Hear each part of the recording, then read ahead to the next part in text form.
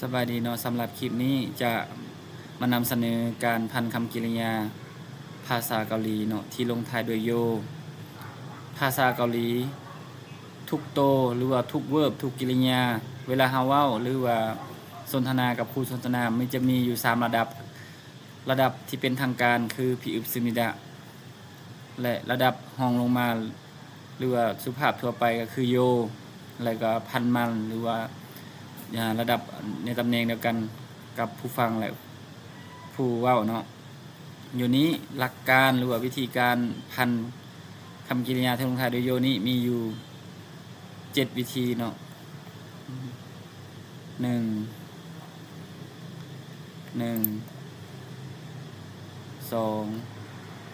3 4 5 6 7จะมาเบิ่งข้อที่1เนาะการพันคำกริยาก็คือกริยาหรือว่า verb ทุกๆโตที่ลงท้ายด้วยตะเราจะตัดตะออกแล้วจะมาเติมใส่อาจจะเป็นอโยหรือว่าอาโยเราจะเบิ่งแบบเงื่อนไขดังต่อไปนี้เนาะสำหรับกริยาในภาษาเกาหลีเนาะจะเป็นคำคุณศัพท์คำกริยานี้มันจะลงท้ายด้วยตะเราสามารถสร้างเป็นประโยคคำถามหรือว่าประโยคบอกเราได้เลยเนาะนี่ข้อที่1นี้กริยาที่ลงท้ายด้วยอาสระอาหรือว่าสระโอนี่เนาะเราจะใส่อาโยในกรณีที่1เนาะอย่างเช่นว่าสับคาตะบัดนี้ตัดตะออกเหลือคาบวกอาโยจะเป็นคาโยอาบวกอาจะได้อาจะเป็นคาโยตัวนี้เควนสนาเควนซันตะเป็นแบบเควนซันนาโยเวลาอ่านปกติถ้าว่าบ่มีเนาะเขาจะเอิ้นแบบเควนซันแต่เวลานั้นหลักการอ่านหรือว่าภาษาเกาหลีก็คือว่าสระอยู่ทางหน้าตัวสะกดอยู่ทางสระอยู่ทางหลังตัวสะกดอยู่ทางหน้าเขาจะเอาตัวสะกดอยู่ทางลุมนี้ไปอ่านลิงเสื่อมกับสระอยู่ทางหลังก็คือเควนซานาโยอันนี้คำแปลวันนี้โอตะจะเป็นโอบวกอาโยจะเป็นวาโยสระโอบวกสระอาจะเป็นวาเป็นสระอาโยเป็นมาวันนี้อีลอนาตะแปลว่าตื่นนอนหรือว่าลุกขึ้นอีลอนาตะจะเป็นอีลอนาโยอีลอนาโยอันตะตัดตะออกอีเหลืออันบวกอาโยเวลาอ่านตัวนี้ซีอดในเวลาเป็นตัวสะกดจะเป็นเข้ากับตัวจออ่านว่าอันจาโยตัวนี้อันจาโยอันจาโยนี่อ่านอันจาโยอันนี้อีอ่านจากใครอีลอนาโยก็คือเขาสังเกตเห็นว่าเวิร์บลงท้ายด้วยสระอานี่สระอาลงท้ายด้วยสระอาเวลานั้นเขาจะใช้อาลงท้ายด้วยสระอาหรือสระโอนี่ลงท้ายด้วยสระโอเนาะจะใส่กับอาโยจะใส่กับสระนี้อาโยเวลาเขาว่าอาโยอันนี้คือกันคาตะแปลว่าไปคาโยอันนี้เป็นศัพท์เดิมเนาะภาษาเกาหลีเขาเรียกว่าศัพท์โดนลากศัพท์เขาว่าคาตะนี่บ่สามารถเป็นประโยคหรือว่าเป็นประโยคบอกเราหรือประโยคคำถามได้อันจะเป็นศัพท์ลากศัพท์คาตะจะบ่มีความหมายที่เป็นประโยคเนาะจะเป็นความหมายแบบเป็นลากศัพท์ในภาษาเกาหลีเวลาเขาจะเอาเป็นประโยคก็คือเขาจะเป็นค่าซื่อๆเนี่ยจะเป็นว่าพันมันไปว่าไปคาโยไปว่าไปเนี่ยถ้าไปใช้ทางการคำนิดะในสุภาพเป็นทางการภาษาเกาหลีเป็นทางการคำนิดะไปว่าไปอันนี้โอตะเวลาเขาว่าจะเป็นอ่านวาโยสระเป็นวาอ่านวาโยอันนี้แควนสนาเอาอันนี้แควน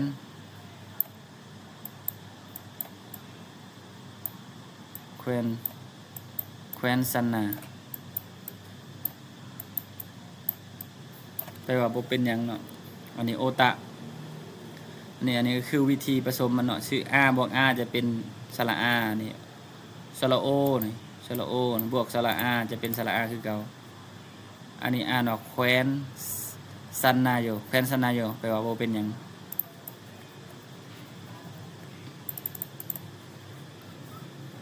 อันนี้คือข้อที่1เนาะวันนี้มาต่อข้อที่2ข้อที่2เงื่อนไขมันว่าสำหรับคำกริยาที่ลงท้ายนะคือเนาะลงท้ายสิเนาะลงท้ายโดยสระอื่นนอกจากสระอากับสระโอให้ใส่อโยตัวนี้ก็คือว่านอกจากสระอันนี้ลงท้ายนอกจากสระลงท้ายตัวนี้เขาจะใส่อโยอย่างเช่นว่าแพโอตะจะเป็นแพวอโยเพราะว่ามันจะเป็นแพวอโยอันนี้แพวอโยแพอูบวกอโยจะเป็นแพวอโยแปลว่าเฮียนซอตะเป็นซอโยซอตะเป็นซอโยแปลว่ายืนอิตะอิซอโยอิตะบวกอิตบวกอโยเวลาเราอ่านจะอิซอโยเอาจะเอาตัวซอนตัวสะกดนี้ไปลิงกับสระอยู่ข้างหลังจะเป็นอิซอโยแปลว่ามีหรือว่าอยู่อันนี้ออบตะแปลว่าบ่มีเนาะเวลาเราจะอ่านเอาออบบวกซออบบวกอโยเราจะเอาตัวสะกดตัวนี้นะที่ซีอดเท่ากับตัวซอนะเวลาอ่านออบกลุ่มนี้เนาะนี่ออบตัวสระอซีอดจะเป็นออบซอโยนี่ออบซอโยเอาซีอดนี่ไปใส่กับตัวนี้ออบซอโย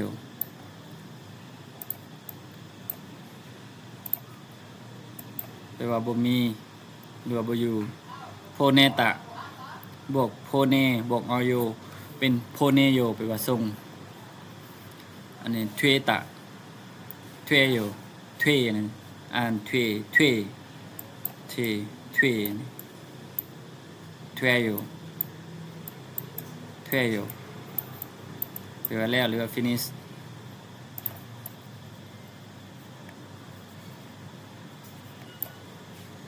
สำหรับข้อสังเกตเนาะก็คือสระอาบวกบวกจะเท่ากับสระมันนี่สระบวกกับสระจะได้กับเป็นสระวเนี่ยจะเป็นสระวอันนี้สระบวกสระเป็นสระอันนี้สระเวบวกเป็นสระเป็นอุเว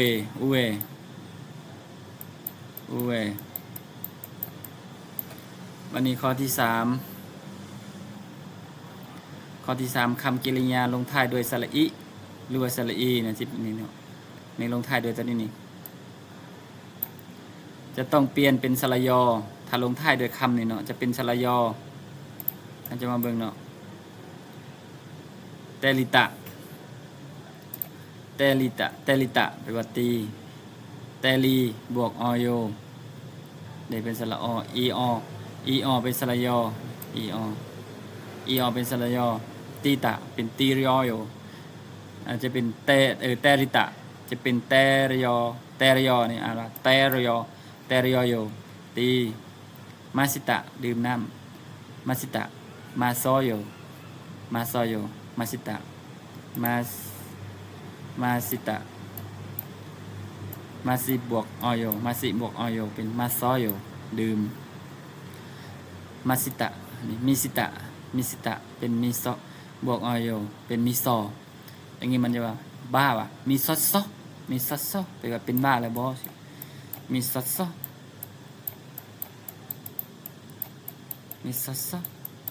เป็นบ้าแล้วว่ะ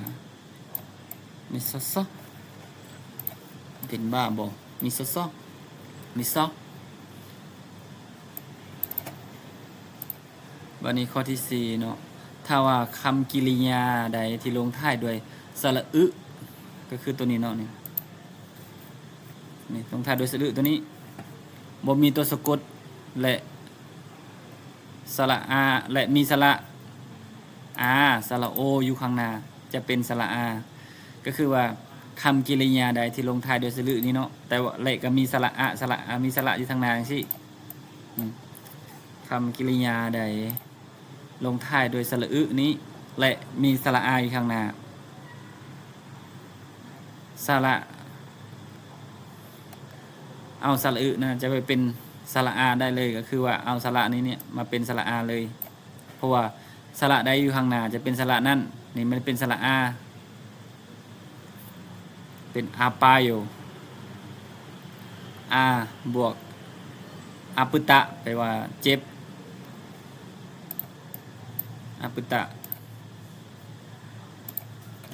อาปุตะอาปุตะแปลว่าเจ็บอาปึบวกอโยเป็นอาปายโยแปลว่าเจ็บพาปุตะยุงหรือว่าคาเวียกเนาะจะเป็นอาพาปายโยพาปุตะเป็นพาปายโยพาปายโยตัวนี้ผิดเลยจะเป็นพาปายโย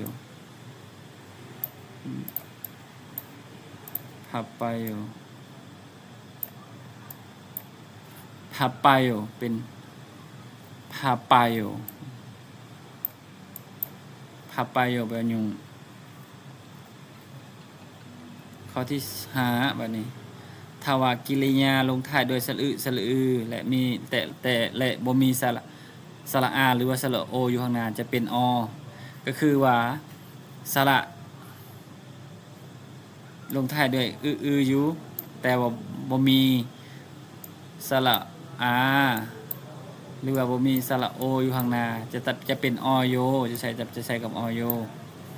อยู่ข้างถึงนี่มันลงท้ายด้วยสระสระอือแต่มีสระอาอยู่ข้างหลังเขาต้องใส่สระอาเป็นอาปายโยพาพุตะเป็นพาปายโย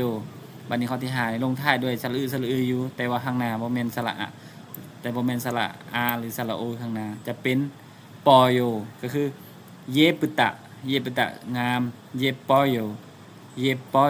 งามคีปุตะคีปอโยคีปุตะคีปอโยแบบดีใจบัดนี้ข้อที่6คำกริยาหรือว่า verb ที่ลงท้ายด้วยฮาดะให้เติมอโยหรือว่าเข้าใจง่ายๆคำกริยาใดที่ลงท้ายด้วยฮาดะให้ใส่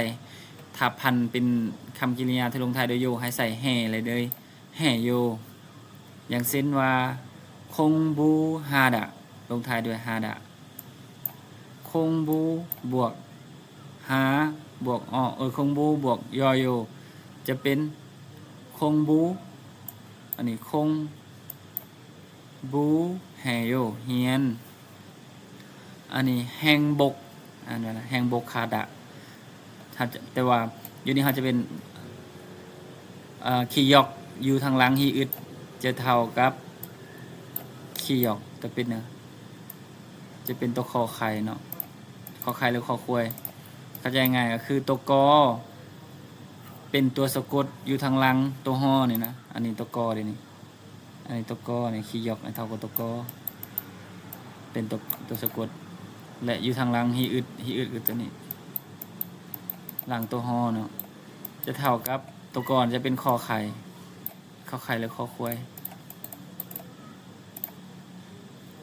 คียอกตัวนี้จะเท่ากับนี่เวลาอ่านก็คือแหงบกคาดะแหงบกคาดะแปลว่ามีความสุขเวลาอ่านอย่างนี้เนาะแหงบกแหงบกคาบวกยาวโยโดยแหงบกแค่โยมีความสุขบัดนี้สารังฮาดะแปลว่าหักสารังแฮโยหักพิกลฮาดะพิกลบวกฮาดะอาจจะอ่านพิกลฮาดะเป็นพิกลบวกพิกนาเพราะฉะนั้นพิกนาปกติพิกนาเวลาอ่านพิกเนโยอ่านจะเป็นพิกเน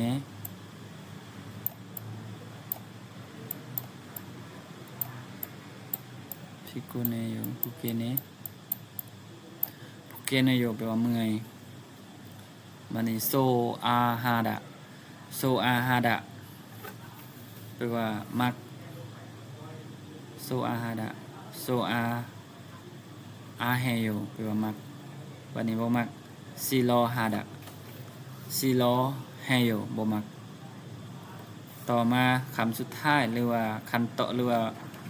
กรณีสุดท้ายเนาะสำหรับคำกริยาสำหรับคำกริยาใดที่ลงท้ายโดยพยัญชนะพีอึบอันนี้คือตัวพอหรือว่าอันนี้คืออันพีอึบลงท้ายโดยพีอึบให้ตัดพีอึบออกหรือว่าเปลี่ยนพีอึบมันจะเป็นโอตะเปลี่ยนตัวพีเนี่ยพีอึบนี้เป็นโอตะเวลานั้นจะเป็นอ้อหรือว่าอาขึ้นกับคำกริยาที่ลงท้ายเนาะมานี้มาเบิ่งโคมับตะโคมับแปลว่าขอบใจโคมับถากลากศัพท์หรือว่าคำศัพท์เดิมในภาษาเกาหลีโคมับว่าอะไรคำมาพันเนาะโคบวกมาโคมาบวกว่าหรือว่าโอตะเนาะจะเป็นโคมาวอยโยขอบใจโคมาวอยโยโคมาวอยโยบัดนี้แมปตะหรือว่าเพชรเนาะเปลี่ยนพีอึบจะเป็นโอตะเปลี่ยนตัวจะเป็นโอนี่เป็นวอโอตะเป็นวอโยโคแม้วอโยแปลว่าเพชรเวลาว่าคือจะเขาจะพันกันจะเป็นประโยคคำถามหรือว่าเป็นประโยคบอกเราขึ้นกับนำเสียงเนาะคาจุดเป็นคำถามของแมวอยเพชรบอสินะเน่แมวอยโดยไม่แหละเพชรวันนี้อรยบตะจะเป็นอรยบวกวอย คือเขาจะเปลี่ยนพวกนี้เนาะเปลี่ยนพีอึบนี้ทุกโตเลยเนาะทว่าเฮาเว้าในกรณีการพันกริยาโดยรูปแบบโยเนาะเฮาต้องเปลี่ยนเบิดแต่ว่าถ้าว่าเป็นทางการก็คือเฮาจะบ่เปลี่ยนกันได้เนาะสมมุติว่าโคมาบตะโคมาบตะสิเนาะโคมาบซึมนิดะเขาจะใส่ซึมนิดะเลยเนาะเพราะว่าถ้าว่าเป็นทางการก็คือจะมีพีอึบซึมนิดะ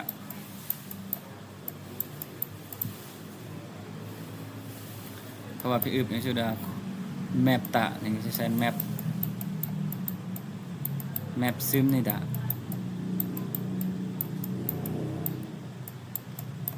ถ้ามีตัวสะกดจะใส่ซึมนิดะถ้าว่าลงท้ายด้วยสระจะใส่พีอึบซึมนิดะ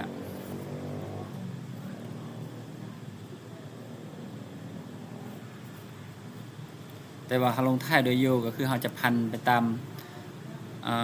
มมันหลักการของการพันคำกริยาในรูปแบบโยเนาะอันนี้คือการท็อปตะฮ้อนทอวอโยนี่ท็อปตะทอบวกวอทอวอโยฮ้อนอรยบตะยากอรยบวกวออรยวอโยขี้ยบตะนาหักนะขี้ยบขี้อ่านจะอ่านว่าตัวคอไข่ขี้วอโยขี้ขี้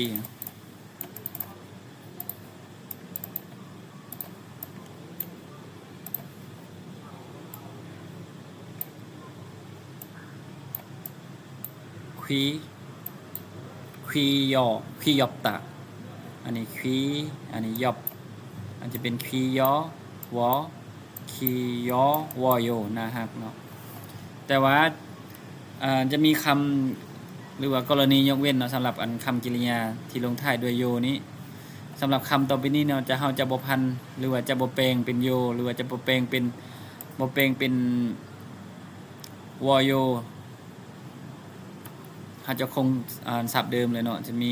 3คำนี้จับตะแปลว่าจับปาโยเวลาอ่านก็คือจับปาโยจับเอาตัวสะกดมาอ่านกับสระอยู่ทางหลังจับปาโยซุปตะซุบาโยบัดนี้อิบอยโยอิบตะนุ่งหรือว่าอิบอยโยบางคนก็จะสงสัยเนาะเป็นยังคือต้องใส่อาเป็นยังคือต้องใส่ออยู่นี่เป็นยังคือต้องใส่อาเพราะว่าลงตัวนี้ลงท้ายด้วยสระอาเพราะฉะนั้นคำศัพท์ทางท้ายมันต้องเป็นอาอันนี้เป็นยังคือต้องใส่อาเพราะว่า ลงท้ายด้วยสระโอเพราะว่าเฮากรณีที่1เฮาบอกอยู่แล้วคำกริยาใดที่ลงท้ายด้วยสระอาเฮาจะใส่อาโยคำกริยาใดที่ลงท้ายด้วยสระโอเฮาจะใส่อาโยอาโยนอกจากนั้นคำกริยาใดที่ลงท้ายด้วยสระอื่นยกเว้นอา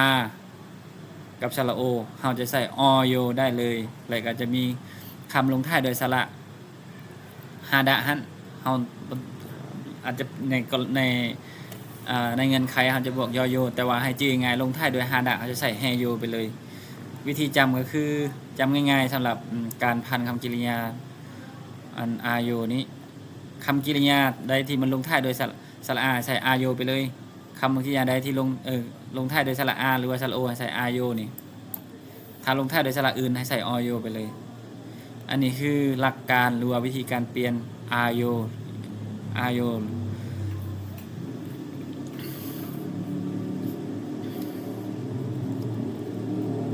ต่อไปเนาะการสร้างคำถามภาษาเกาหลีเนาะก็คือภาษาอังกฤษเนาะภาษาอังกฤษมันจะมี verb to do verb to be helping verb เนาะแต่ว่าภาษาเกาหลีเนี่ยคือมันจะมีศัพท์ประโยคเดียวนะสามารถเป็นคำถามได้แล้วสามารถเป็นประโยคบอกเราได้เนาะก็คือจะขึ้นกับน้ำเสียงเนาะเวลาเขาว่ามันจะเป็นคำถามหรือจะเป็นประโยคบอกเราเขาจะว่าขึ้นเสียงสูงถ้าเป็นคำถามก็คือเขาจะใส่เสียงสูงและเพียงแต่ใส่เครื่องหมายข้างหลังเป็นหมายถามนั่นสิเนาะชื่อละคาตะนี่คาโยนี่อาจจะว่าคาโยไปวะไปบอสินะกินบอมอกกอยโยกินบอสิเนาะ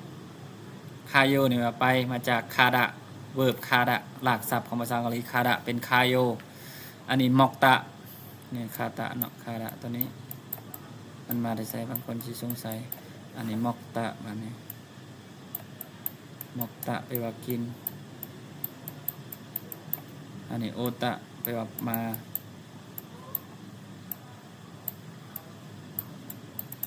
อันนี้มาสิตะ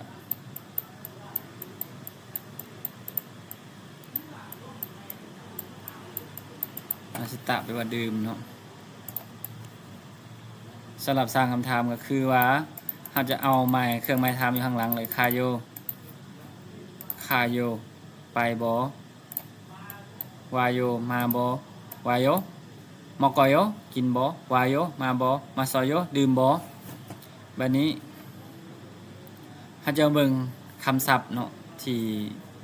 เป็นพื้นฐานสำหรับภาษาเกาหลีเวลาเราจะเว้าหรือว่าวิธีการสร้างประโยคภาษาเกาหลีเนาะอันนี้จะมาเบิ่งเนาะอันนี้จะสร้างเป็นประโยคได้เลยเนาะสร้างเป็นคำถามประโยคคำถามหรือประโยคบอกเราได้เลยนี่ภาษาเกาหลีนี้มีจุดพิเศษอันหนึ่งก็คือว่าเราจะบอกกลับหลังเนาะจะบอกกลับหลังสูตรว่า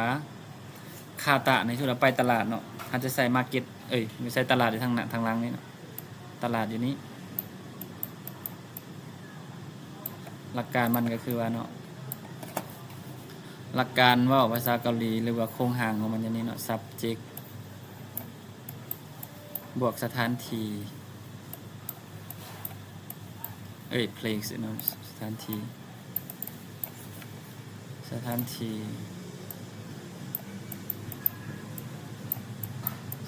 ี่บอกให้กรรมบวกกิริยา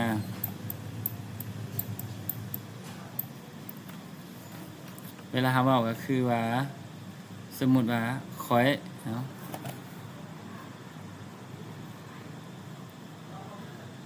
ชวนเราคอยไปตลาดเนาะเราจะใส่ว่าซอนั่น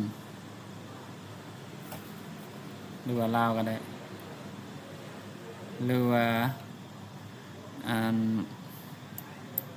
จิมมี่จิมมี่นี่จิมมี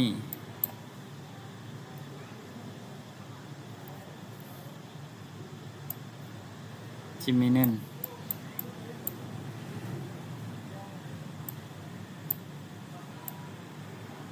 ไปโรงเรียนซะฮักเคียว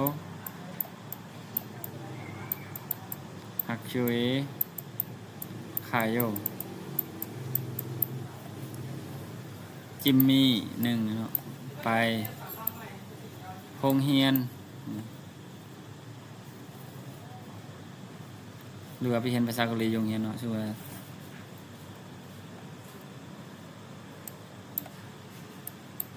ซอนั่นคอยสูตรเอาคอยเนาะบวกให้กับโรงเรียนฮักเคียว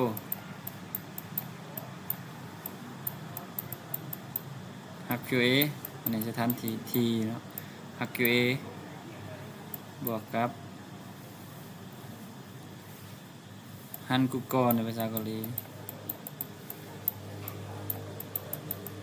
ฮันกุกอรึลเป็นกรรมเรียนภาษาเกาหลีเนาะคงบูบวกให้เวิร์บคงบูลงท้ายด้วยฮาดะจะใส่โยจะใส่กับแฮโยคงบูแฮโยเวลาทำแปลก็คือว่า1คอย2เฮียนนี่จะเป็นเฮียนอย่างนี้3นะแม่นภาษาเกาหลี4นะแม่นโรงเรียน2 3 4ค่อยเฮียนภาษาค่อยเฮียนภาษาเกาหลีอยู่โรงเรียนถ้าว่าแปลเป็นภาษาลาวค่อยโรงเรียนภาษาเกาหลีเฮียนก็คือมันจะย้อนกลับเนาะมันจะฟีดแบ็กกลับคืนคำกริยาทุกๆคำเวลาเขาว่าจะลงท้ายประโยคทุกเทื่อเนาะของเรียนภาษาเกาหลีเนาะแต่เป็นภาษาอังกฤษก็คือว่า I หยัง I study หรือว่า I learn เนาะ study I study หยัง Korean yeah Korean at หรือว่า in ก็ได้เนาะ school อันนี้มันรูปแบบอันนี้คือภาษาลาวเนาะ1 study 2 3 4 1 2 3 4เนาะคือภาษาลาวเลย1 2 3 4แต่ภาษาเกาหลีก็คือ1 2 3 4บ่แม่นภาษาเกาหลีก็คือ1กับคืน1 2 3 4ภาษาเกาหลีก็คือ1อยู่ที่กับคืน1 2 3 4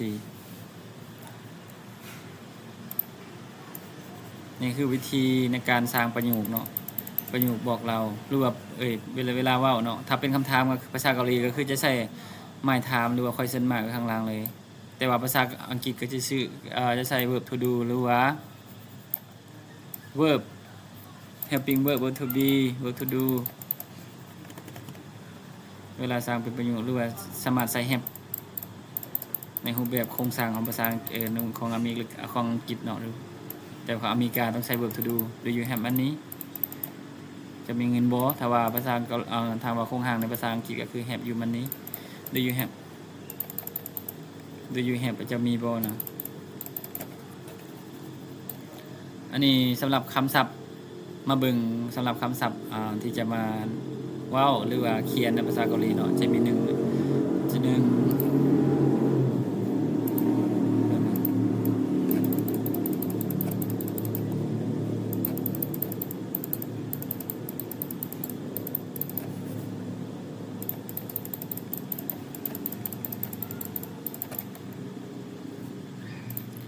มาเบิ่งคำศัพท์เนาะพื้นฐานในภาษาเกาหลีก็คือ1ค่าโยมาจากคาดะแปลว่าไปวาโยมาจากโอตะแปลว่ามาซาโยมาจาก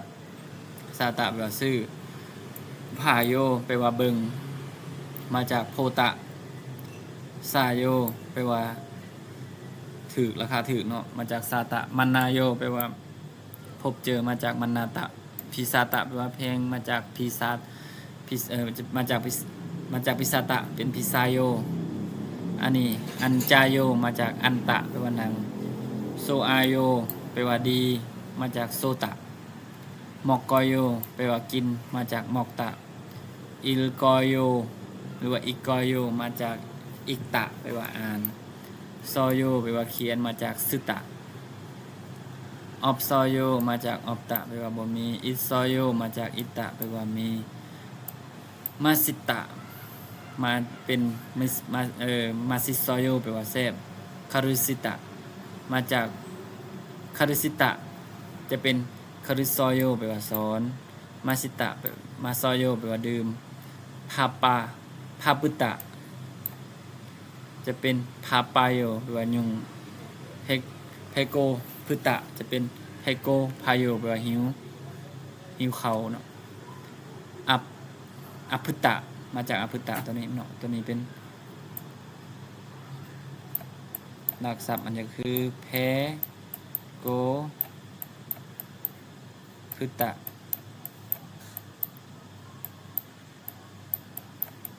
จะเป็นเพโกพายโยอันนี้คือกันอพุตะ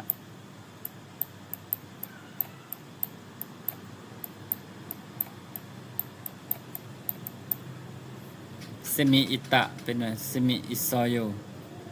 แปลว่าสนุกหรือว่ามีความสนุกเซมิออฟซอยโยมาจากเซมิออฟตะ